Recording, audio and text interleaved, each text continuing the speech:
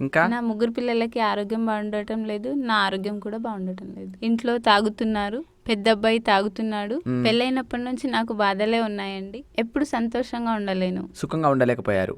ఇంకా తిరుక్కుంటూ వచ్చాను, ఒకదాన్నే ఉన్నాను. ఇక్కడ రాయబడింది చూడండి సుర్జిత్ గారు. మీ ఇంట్లో అశాంతి ఉంది, గొడవలు జరుగుతూ ఉంటాయి మీ ఇంట్లో. అశాంతి వల్ల కష్టాలు పడుతున్నారు, ఇంట్లో ధనం స్థిరంగా ఉండటం లేదు, రోగాల వల్ల కష్టపడుతున్నారు. మీరు ధామలో రావడానికి కారణం రోగాలు తగ్గాలని చెప్పేసి మీరు రావడం జరిగింది. మీరు మీ కూతురు యొక్క వివాహం కావాలనే కోరికతో వచ్చారు. వివాహం జరుగుతుంది. మీరు గత 40 ఏళ్లుగా కష్టాలను ఎదుర్కొంటున్నారు. అది ఈనాటిది కాదు, 40 ఏళ్ల నుంచి. ఇది గత 40 ఏళ్ల క్రితం చేసిన చేతబడి యొక్క ప్రభావం మీ ఇంటి పైన ఇప్పుడు ఏదైతే ఉందో. అయితే మీ కొడుకు మద్యపానం సేవిస్తూ ఉంటాడు కదా, అతను అది వదిలేయాలని మీరు కోరుతూ ఉన్నారు. ఇంట్లో మద్యపానానికి సంబంధించిన వాతావరణం దూరమైపోవాలి. ఇక మీ పెద్ద కొడుకు ఏదైతే ఉన్నాడో, అతని ఆరోగ్యం బాగుండాలని కోరికతో మీరు ఇక్కడికి రావడం జరిగింది. అతని ఆరోగ్యం బాగుపడాలంటే అతను ఒకసారి ధామ్కి తీసుకురండి మీరు.